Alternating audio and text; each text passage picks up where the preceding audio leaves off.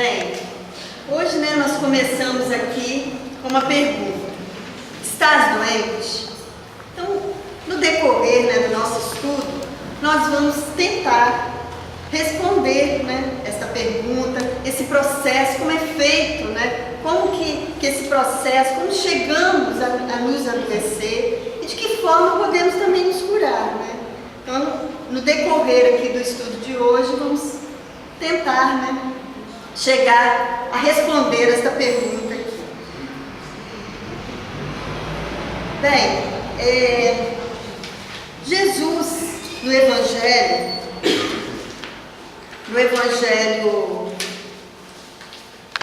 no capítulo 8, ele nos fala, ele chama o povo e fala sobre que aquilo que sai, que o importante é o que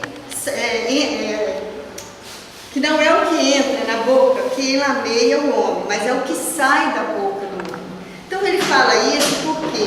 Porque nessa passagem os escribas e os fariseus, eles questionaram a Jesus, por que os seus discípulos não lavavam as mãos quando iam fazer a refeição, porque era uma tradição antiga. Então eles acharam estranho eles não fazerem isso.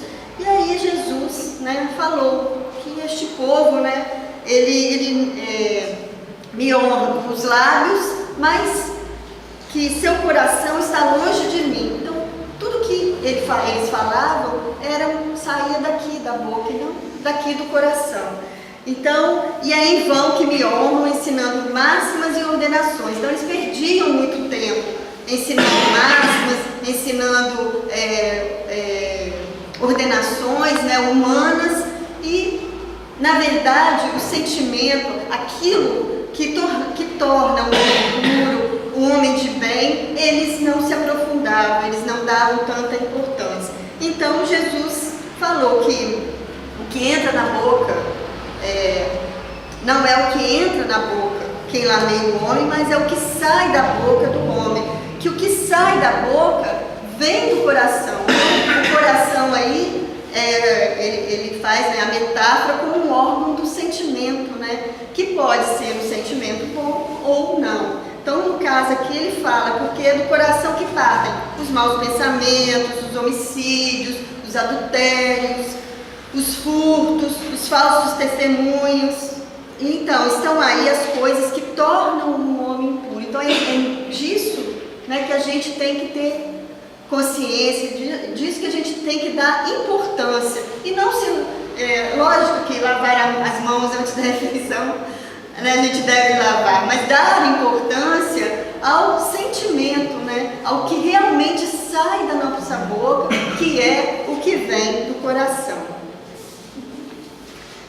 Bem, então, mais à frente, nós vamos ver no Consolador, na pergunta 95, que Emmanuel responde, que em face dos esforços da medicina, como devemos considerar a saúde? Então, o que é ser saudável? É ter um corpo totalmente saudável? Eu não tenho nada, hoje eu estou gripada, estou bem, estou saudável. Sim, estou. Mas é isso que é saúde? Então, Emmanuel responde, para o homem da terra, para nós, a saúde pode significar o equilíbrio perfeito dos órgãos materiais. Vamos dizer, quando estamos com o equilíbrio perfeito dos nossos órgãos, estamos aí com saúde.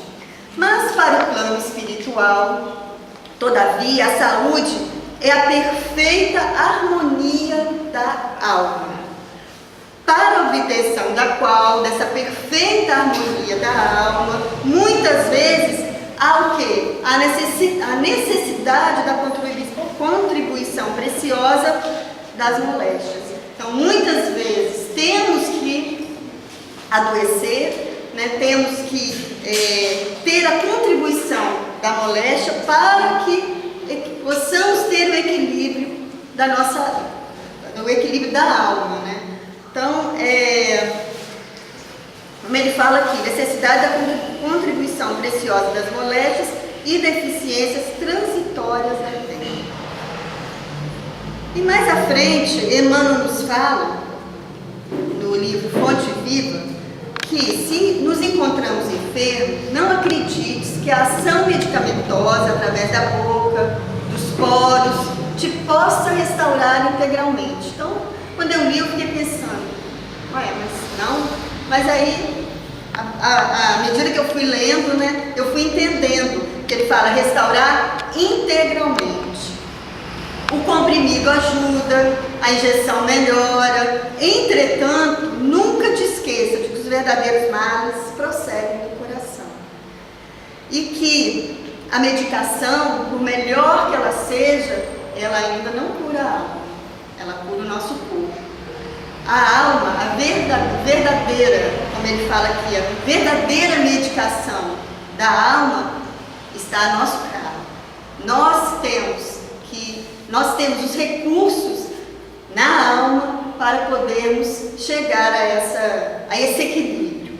Então ele fala que a mente é uma fonte criadora, então ela é dinâmica, nós estamos toda hora, o tempo todo criando, ou para o bem ou para o mal, a escolha é nossa, né?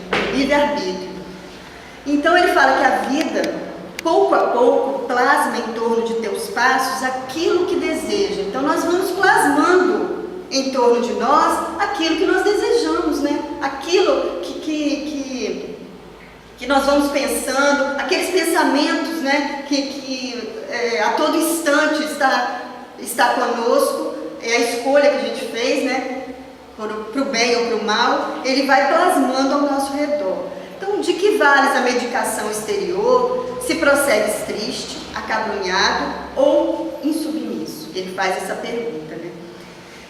Então, foi semana passada eu recebi no meu Face um vídeo, uma amiga minha mandou, eu acho que até alguém aqui já deve ter visto, falando sobre a doutrinária. Essa reunião mesmo que nós estamos aqui, sobre a preparação da doutrinária, eu achei muito interessante. É um desenho animado e com uma pessoa falando sobre a doutrinária.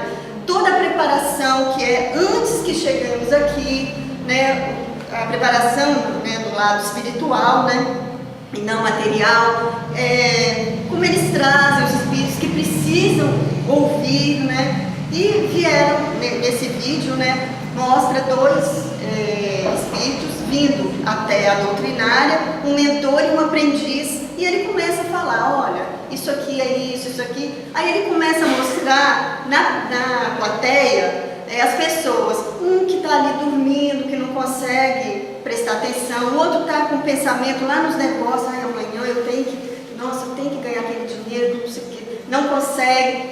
E aí ele mostra uma senhora que estava realmente prestando atenção, mas em volta dela, aqui assim como se fosse, né, uma túnica, que até aqui tinha um envoltório assim escuro, cinza, né, plasmado realmente aqui. Aí o aprendiz pergunta, o que é aquilo ali? Ele falou assim, olha, aquela senhora, ela está com um pensamento fixo de ódio, de rancor, não sei se é da nora, não estou lembrando direito, uma pessoa da família, e ela fica nutrindo esse pensamento nela, e ela acabou plasmando em volta dela, né, até aqui no peito, essa vibração, né?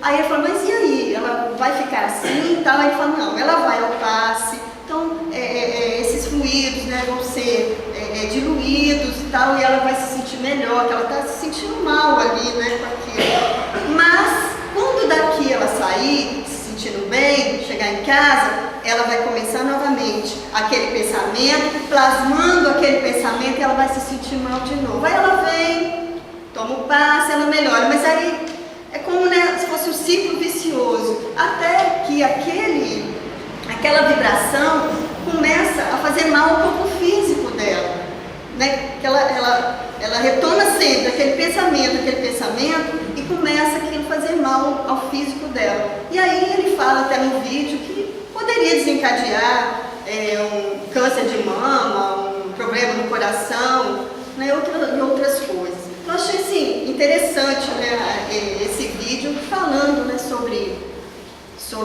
a doutrinária, né, toda a preparação, e cada um que está ali ouvindo, ele foi falando sobre cada um. E interessante, eu achei assim, trazer isso aqui para a gente, como que nós, com os nossos pensamentos, né, plasmando esse tipo de vibração, como podemos trazer doença para o nosso corpo físico. Bem, aí continuando aqui, ainda no Consolador, Emmanuel, na pergunta 96, fala: toda moléstia do corpo tem ascendentes espirituais? Ele pergunta, responde: as chagas da alma se manifestam através do envoltório humano. Então, as chagas da alma se manifestam através do envoltório humano. O corpo doente reflete o panorama interior do enfermo. A patogenia, quer dizer, a doença, é um conjunto de inferioridades do aparelho psíquico. Então, com certeza, nós, né, como ele falou aqui, vamos construindo, né, plasmando, como ele disse, esse envoltório ao nosso redor. E é ainda na alma que reside a fonte primária de todos os recursos medicamentosos definitivos. Então, eu grifei ali, definitivos.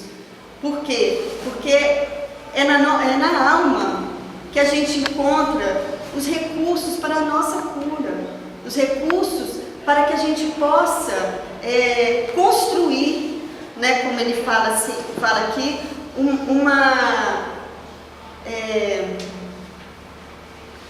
construir um corpo sadio, né? É na alma, porque a alma vai refletir no nosso corpo físico o que ela, se ela está doente ou não.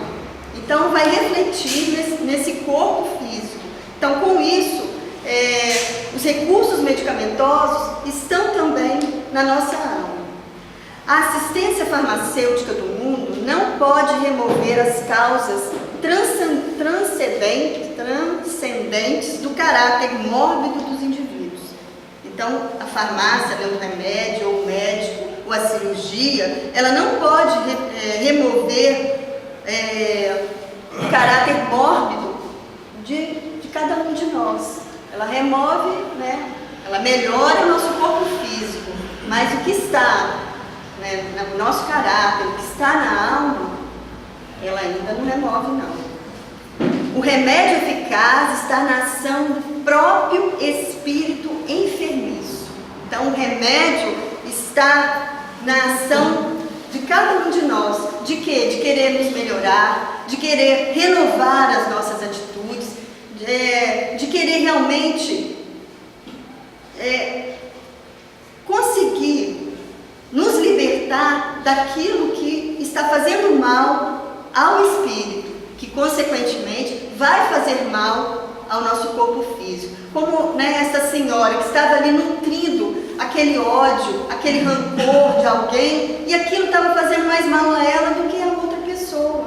Né? Quantas pessoas levam uma vida com uma mágoa no coração, com um rancor, com, né, um sentimento, né, inferior por alguém que numa hora fez alguma coisa que não pôde pedir desculpa, não pôde pedir perdão, e ele leva aquilo ali, ele carrega, que é carregar, porque é pesado, é um fardo pesado, e ele carrega aquilo, e aquilo, numa altura da vida, vai lhe fazer mal de alguma forma, vai chegar até o corpo físico. Porque pensa bem, você todo dia pegar um lápis, uma caneta e começar, aí no outro dia você começa, e no outro dia, chegar uma hora, isso aqui vai virar uma ferida grande, que vai ter que ser cuidada, que pode dar infecção, que você vai ter que tomar um antibiótico.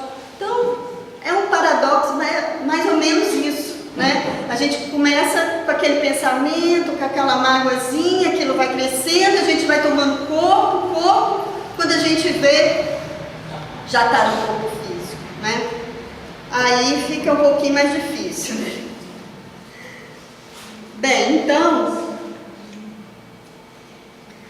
tudo que acontece conosco está relacionado ao desequilíbrio do nosso espírito. Quando o espírito, com seu conhecimento e livre-arbítrio, desrespeita a lei divina, a qual habita a sua própria consciência. Então, isso está no Livro dos Espíritos, na pergunta 621, quando Kardec pergunta: onde está escrita a lei de Deus? E os Espíritos respondem: na consciência. Então, ninguém pode dizer que eu não conheço a lei de Deus, eu não sei, nunca vi, porque está na consciência de cada um de nós. Então, ninguém pode dizer que não conhece a lei de Deus. Então, ele fala que, movido pelo egoísmo, e pelo orgulho também, age pela rebeldia, omissão, vaidade, preguiça. Então, ignora o que está na consciência, ignora as leis divinas e age de acordo com a sua conveniência, a sua vaidade, o seu egoísmo. E tudo isso, né, todas essas atitudes, né, inferiores, elas vão comprometendo energeticamente o seu corpo espiritual, que é o perispírito. E dessa forma, que demarcará em predisposição negativa o seu corpo físico. Então, é uma predisposição negativa. Então, isso indica que essa ferida pode ser cuidada, né? Ela pode ser curada, e é nós que vamos curá-la. Então, porque é uma predisposição essa ferida, né? É uma predisposição negativa do seu corpo físico. Então, você tem aquela ferida na alma, e ela, se ela persistir, ela vai chegar até o corpo físico. Mas até ela chegar, a gente pode mudar, a gente pode tomar consciência, né, disso e transformar, e melhorar, e renovar as nossas atitudes. Então, tudo começa com a vontade de mudar, a vontade de tomar um novo rumo, a vontade firme realmente, né? Como Jesus falou, o que sai do coração é que torna o homem puro ou impuro. Então, o que sai do nosso coração é que nós temos que tomar cuidado, é que nós temos que pensar, que nós temos que renovar se aquilo está fazendo mal a nós, fazendo mal também ao nosso companheiro, porque é um circuito fechado. Então, se eu faço mal por mal, ou em ação ou em pensamento, essa vibração desagradável vai chegar até ele, é a lei de causa e efeito, e vai voltar para mim. Não tem como ela dali. É lógico que Mauro é um espírito já elevado, ele vai perdoar e ele vai perdoar e realmente ela não vai voltar, né? Direto do Ministério da Regeneração. Mas geralmente volta, né? Então fica esse circuito, né, entre a pessoa que fez a ação e a outra que recebeu. E esse mal-estar, essas vibrações desagradáveis, com certeza vão voltar para mim.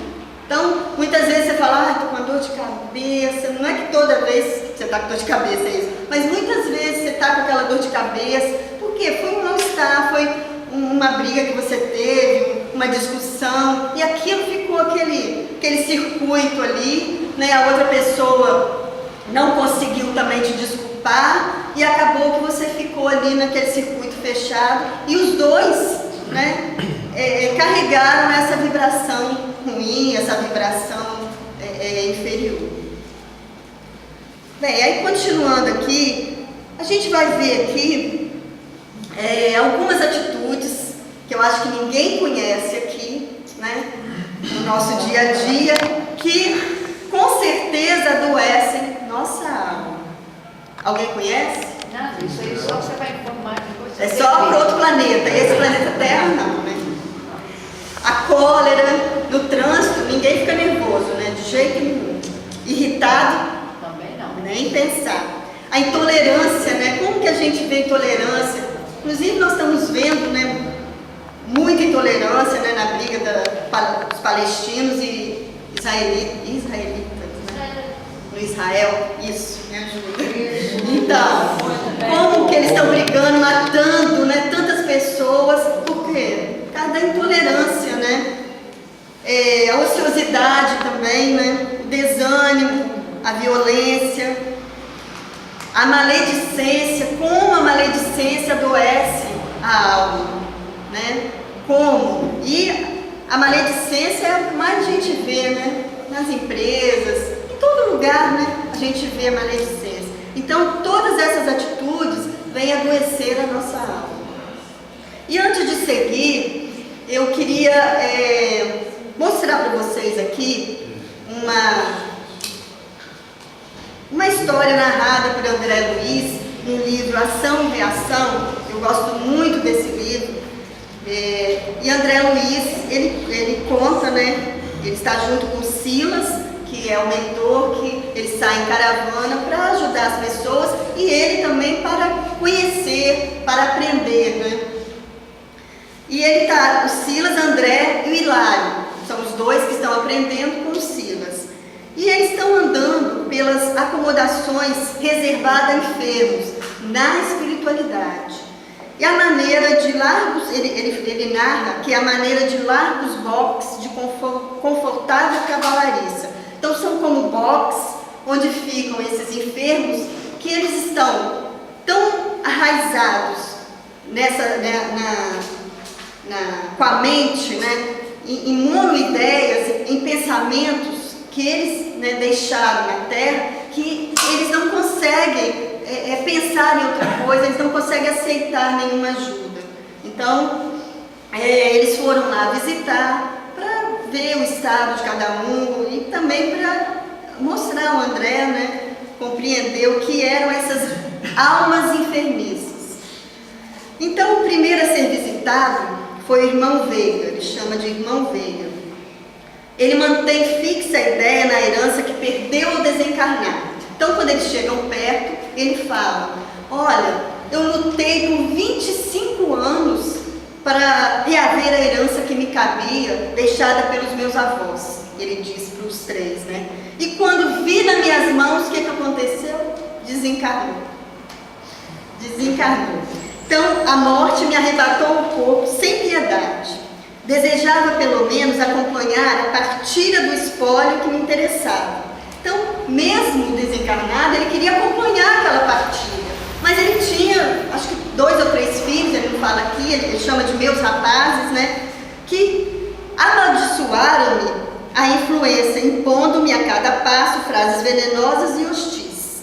Então, mesmo ele desencarnado, ele queria participar daquilo ali, mas ele não pôde porque os filhos dele impunham pensamentos também venenosos, pensamentos de baixo calão para ele. Então, ele não aguentou, ele também não conseguiu. Não satisfeito com as agressões mentais que me infligiam, começaram a perseguir minha segunda esposa, que foi uma mãe para eles, ele diz aqui. Ela estava encarnada ainda. Administrando-lhe tóxicos por medicação, inocente, até que a pobrezinha foi internada como louca. Então eles queriam tirar ela também do paro, queria que a herança ficasse só para eles. E ele, tudo por causa do nosso rico dinheiro que os malandros querem pegar. Então, diante disso, o que ele fez? Pensei em suplicar o favor dos seres que povoam as trevas. Então, ele está cada vez mais plasmando ao redor dele esse tipo de vibração. A escolha de quem? Dele. O livre-arbítrio dele. Né?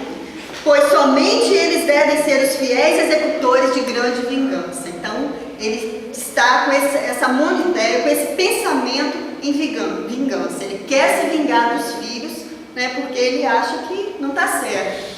Bem, aí continuaram a caravana. O segundo irmão a ser visitado era um homem triste, sentado ao fundo da prisão, de cabeça pendida entre as mãos, de olhos fixos em parede próxima. Aí, quando eles chegaram perto deste irmão, eles viram uma larga tela, né, na espiritualidade, uma tela viva, como se eles estivessem vendo acontecer o crime que tinha acontecido ali naquele momento. Então, este irmão, ele perseguiu uma pessoa, né, um homem que ele odiava, não sei porquê, não fala aqui, e esse homem, ele estava de madrugada bêbado na rua e ele foi com o carro e o atropelou e matou.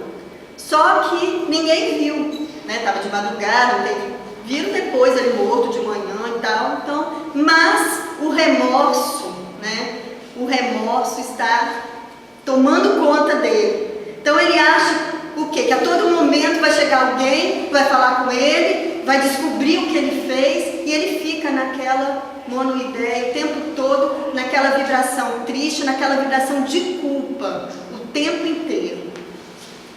Bem, aí ele fala aqui que vimos 2 irmãos infelizes vivendo entre as imagens mantidas por eles mesmos através da força mental com que alimentam.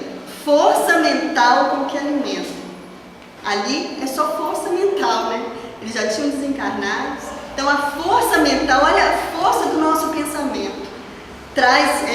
Faz com que eles se paralisam naquele momento ali e ali eles ficam parados até que eles possam receber ajuda, né? Bem, aí eles chegam ao terceiro e último, em que um homem feridento esvurmava, quer dizer, exprimia as feias chagas usando as próprias unhas. Aí ele fala: doutores, o homem, há quem diga que roubei os outros a fim de satisfazer meus vícios no alcoice que eu frequentava, mas é mentira. Morava no bordel por espírito de caridade. Então ele morava no bordel e roubava, né, os que iam lá, os homens, as mulheres também, se aproveitava delas e ali ficava. E ele fala não, que ele estava ali por espírito de caridade, ajudando as mulheres, né? E falava como se fosse, nossa, um pobre coitado. Aí a repetição dos roubos, contudo, derramava-se em tom imperativo, como se as palavras humildes do petitório fossem apenas o disfarce de uma ordem tiranizante. Então, na verdade, ele estava fazendo teatro, né? Na verdade, ele era uma pessoa tirana, má, que queria mesmo cruel. Mas, para eles, ele ficava ali como se ele fosse um homem muito caridoso. É um antigo e veterado gozador, diz o Silas, que despendeu em prazeres inúteis largos recursos que não lhe pertenciam. Então ele furtava, né? Por muito tempo ainda a mente dele oscilará entre a irritação e o desencanto, nutrindo um ambiente horrível de que o fez desequilibrado. Aí um deles pergunta: nossos irmãos doentes desse modo estarão segregados até que se renovem?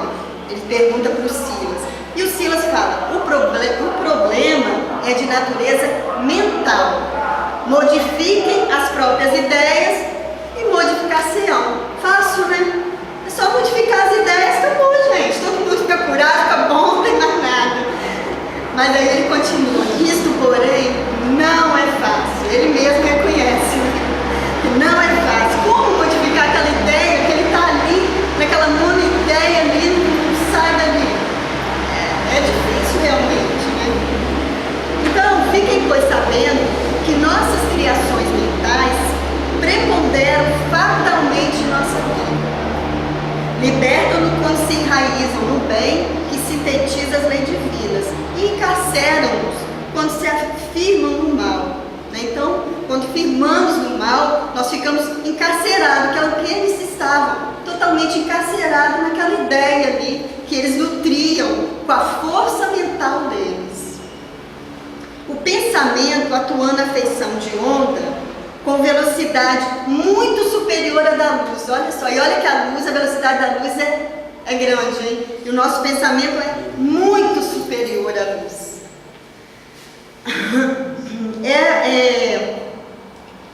Lembrando de que toda mente é dínamo gerador de força criativa. Ora, sabendo que o bem é expansão da luz, quando fazemos o bem, estamos expandindo a luz, não é? E que o mal é condensação da sombra, quando nos transviamos na crueldade para com os outros, nossos pensamentos, ondas de energia sutil, de passagem pelos lugares e criaturas, situações e coisas que nos afetam a memória, agem e reagem sobre si mesmos, em circuito fechado, como eu falei aqui com o Mauro, né? Mas é lógico que o Mauro, já falei que ele é um espírito superior. E trazem-nos assim de volta as sensações desagradáveis, auridas ao contato de nossas obras infelizes. Então, quando fazemos o mal, essas sensações desagradáveis com certeza voltam para nós, né? Bem, então vamos prosseguir aqui no nosso estudo. E agora, qual o remédio para curar o mal, as marcas infelizes no nosso perispírito? Qual é o remédio, hein? Vamos ver aqui. Bem, antes de tudo, será preciso entender e aceitar a justiça divina para conhecer as causas dos males ou das aflições. Então, antes de qualquer coisa, a gente vai entender um pouquinho a justiça divina. Causas dos males ou das aflições. Está no Evangelho, no capítulo 5. Bem, os sofrimentos da vida atual têm duas vertentes, né? Duas causas. Ou são causas anteriores ou causas atuais. Causas atuais, vamos ver. Excessos e vícios. Como nós, né, podemos reparar no nosso mundo, ainda temos muitos excessos e muitos vícios. Então, todos esses excessos que nós cometemos, não só excessos no álcool, na droga, né, mas no sexo, na alimentação, né, excessos até nas palavras, né, quando a gente fala demais, se excede também, né, isso também é um excesso. Então, tudo isso são causas atuais das aflições. Nós vamos ver quantos males e enfermidades são a consequência da intemperança e dos excessos de todos os gêneros, né? Como que nós podemos ver quando a gente se excede em qualquer um desses campos, como que lá na frente a gente vai ver que a gente vai ter a consequência disso. Isso não tem, é a lei de causa e efeito, né? Que está aí em todas as circunstâncias. Quantas dissensões e querelas funestas se teria evitado com mais moderação e menos suscetibilidade? Vem aí também as uniões infelizes, né? Aquelas uniões que são por ganância, por dinheiro, por vaidade, né? Que não tem realmente nenhum amor, né? Que não tem nenhuma vontade de construir um lar. Como que elas trazem danos, né, aos dois e com filhos mais ainda, né? Quantas pessoas ali vão sofrer por causa dessa união infeliz, que já começou infeliz, né?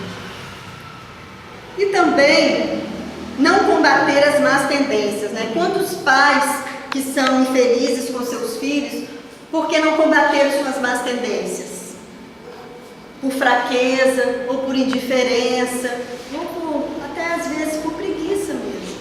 Então vai deixando alguém cuidar, vai deixando a escola dar jeito, e aí lá na frente, né, quantas dificuldades eles vão enfrentar, não só os pais, como a criança também, né, que vai enfrentar maior dificuldade, né? Ela veio naquele lar justamente para ter essa ajuda, para ter esse incentivo, para poder, como ele fala aqui, combater esse germe do orgulho, do egoísmo, que aquele espírito traz, né? Traz de outras vidas, né? Como é difícil combater, né? Então aquele espírito renasce ali naquele lar justamente para isso, para ter a ajuda desses, do pai, da mãe, daqueles que estão no lar, para que ele possa superar aquele desafio. Então, a quem culpar por todas essas aflições, senão a si mesmo? Deste modo, o homem é, na maior parte dos casos, o autor de seus próprios infortúnios. Então, a gente já viu que nós mesmos é que trazemos os infortúnios para nós, né? Mas ao invés de reconhecer isso, ele acha o quê? Mais conveniente culpar o outro, né? Ai, fulano, ele me faz infeliz, ele me faz infeliz. O fulano faz com que eu faça isso, com que eu tome esta atitude. E ninguém faz isso. Eu posso influenciar o meu filho, eu posso influenciar o meu marido, influenciar meu amigo, influenciar. Mas eu tenho livre-arbítrio. Eu faço a minha escolha, se eu quero ou não seguir aquele caminho que ele falou para mim, né? A escolha sempre é minha, a responsabilidade é sempre minha. Bem, e as causas anteriores das aflições? Vamos ver aqui. Há males, entretanto, que nos atingem como por uma espécie de fatalidade. É uma espécie, porque não tem, né? Então, são os acidentes, os reveses da vida, as calamidades, as enfermidades, a pobreza, que, né, às vezes, aquela criança que já nasceu com aquele defeito, né, já nasceu, quer dizer, então, não foi uma causa atual, porque já nasceu assim, ou já aconteceu alguma coisa que não pôde, de forma nenhuma, tomar alguma providência para que aquilo não acontecesse. Então, não teve como mudar. Então, a gente vai encontrar essa causa em vidas passadas, né? E agora viemos, né, para poder superar tudo isso. Mesmo passando por essas provas ou por essas expiações, com certeza a misericórdia de Deus é infinita. E Ele, como eu já ouvi aqui muitas vezes nas reuniões, né, e também de desencarnados e encarnados, nós só reencarnamos para dar certo. Todos nós reencarnamos para dar certo. Agora, se não damos certo, a conta é nossa, é por nossa única conta. Então, sempre que nós reencarnamos, né, mesmo que tenhamos que passar por algumas provas, algumas expiações, o Pai, Ele nos dá todo o recurso necessário para que a gente vença. Agora, o esforço é nosso, né? Nós temos que fazer o nosso esforço, né? Nós não podemos ficar lá esperando cair do céu de maneira nenhuma. Beber um pouquinho. Bem, então, nós já vimos que as causas podem ser, né, da vida atual ou de vidas anteriores. Então, o que fizeram, né, tais criaturas para merecerem tamanha sorte, né? O que fizeram essas criaturas que já nasceram dessa forma? Que nascem nessas condições, não fizeram nada, né, nessa vida para merecer. Então, por que essa alma, né, já nasce com esse desequilíbrio, esse físico já nasce com esse desequilíbrio, consequentemente, a alma também está doente. Então, como falou lá na frente Emmanuel, é preciso muitas vezes que a moléstia venha no corpo físico para se curar a alma. Então, vamos ver, né, vamos encontrar agora o remédio para esse mal. Segundo Santo Agostinho, a fé é o remédio certo para o sofrimento. Ela mostra sempre os horizontes do infinito, diante dos quais se apagam os poucos dias sombrios do presente. Por quê? Porque a nossa encarnação aqui, ela fica pequena diante da eternidade, diante desse horizonte infinito que a gente tem. Então, cada vez que a gente vai progredindo, vai superando, né, através ainda do sofrimento, ou da moléstia, né, ou da doença, a gente vai subindo um degrau. Então, esses dias sombrios, eles vão ficando para trás. E a gente vai vendo aquele horizonte grande, bonito, cheio de luz. Cada vez que a gente escolhe o caminho do bem. Cada vez que a gente tem o bem e o mal sofrer. Então, a gente pode ter uma reencarnação difícil, né, com provas ou com expiações, mas procurar dentro daquela reencarnação a resignação, procurar aprender com aquilo que está acontecendo, né, com você. O que eu tenho que aprender com essa moléstia, ou com essa dificuldade, ou com essa calamidade, ou com a pobreza? O que eu tenho que aprender? Alguma coisa a gente tem que aprender quando a gente passa por dificuldades. E aí é que vem o aprendizado. Uma vez aprendida, como na escola, eu passei na prova, passei de ano, aquilo ficou para trás, eu não vou precisar fazer. Agora, se eu não passei de ano, eu vou ter que repetir o ano. Aí eu vou ter que vir de novo, porque eu reclamei demais, porque eu procurei outras soluções, porque eu não aprendi aquilo que eu tinha que aprender. Então, eu vou repetir de ano, né?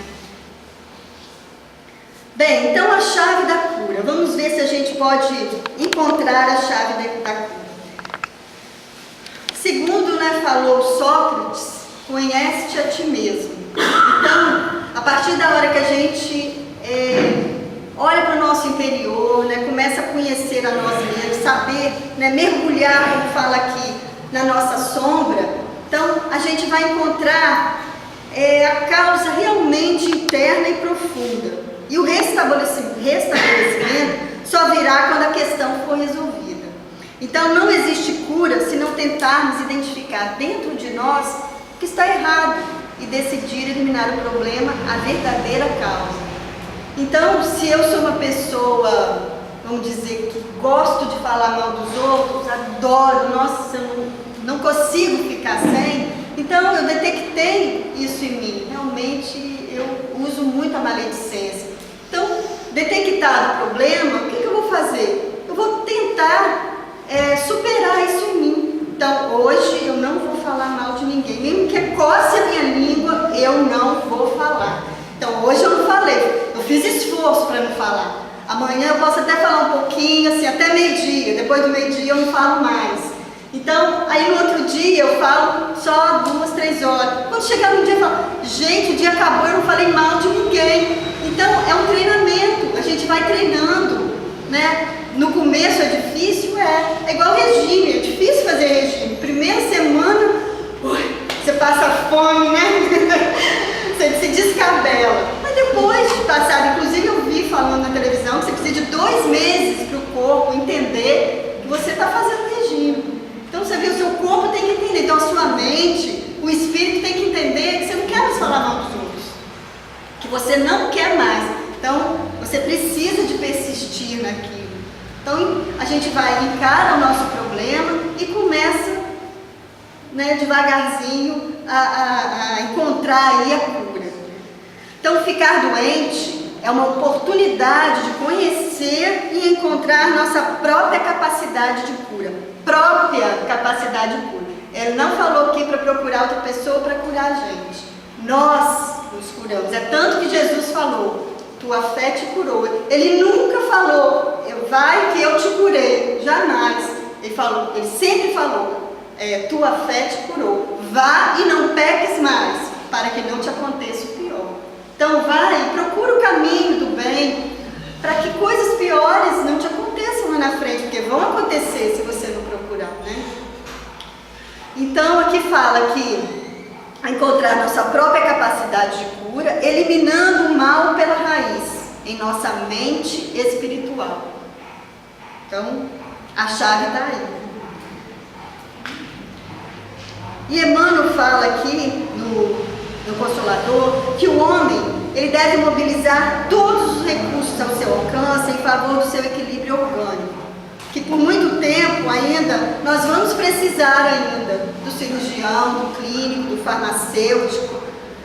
E o homem tratará da saúde do corpo até que aprenda a preservá-lo e defendê-lo, conservando a preciosa saúde da sua alma. Então, quando tivermos a saúde da alma, do espírito, não precisaremos mais de médico, de remédio, de cirurgia, porque o nosso corpo físico também será sadio. Então ele fala que quando o homem espiritual dominar o homem físico, os elementos medicamentosos da terra estarão transformados na excelência dos recursos psíquicos. Eu achei assim maravilhoso isso. Os medicamentos serão os recursos psíquicos. Já pensou? Nós vamos nos curar através do pensamento. E essa grande oficina achar-se-á elevada a santuário de forças e possibilidades espirituais junto das almas. Aí eu fiquei pensando, né, Jacira, no mundo feliz, como que deve ser? Ninguém fica doente, não existe doença. Gente, é uma felicidade, é por isso que é muito feliz, né? É uma felicidade só. Sem graça, você acha, Roberto? Aí ele acha sem graça, viu? Ai, meu Deus. Bem, então, a gente vai ver aqui que a lei de causa e efeito, ela tem aqui, e vai ver a influência do amor que tem nessa lei. Que o mal, né, que o orgulho, o egoísmo, a maldade, o abuso, ele ainda está pendendo ainda na balança, né? Por isso, temos as provas, as expiações, temos ainda o sofrimento, justamente porque ainda temos o mal. Mas nós sabemos que o remédio está aqui, ó, no amor. Segundo o apóstolo Paulo, o amor remove uma multidão de pecados. Então é no amor que está a cura dos nossos males. E é por isso que Jesus nos diz: amai-vos uns aos outros, porque ele sabia que é no amor que estava a cura de todas as nossas enfermidades, de todos os nossos males, da enfermidade do físico, da enfermidade da alma. Ele sabia que a partir da hora que nós nos amarmos, que cada um quisesse o bem do outro, que cada um quisesse realmente, que saísse do nosso coração aquela bondade, aquela vontade que o outro recebesse aquele amor, não haveria mais doença, não haveria mais corpo físico doente, alma doente. Então, nós podemos responder aquela pergunta: estás doente? Sim, ainda estamos, mas estamos em processo de cura. Boa noite, que Jesus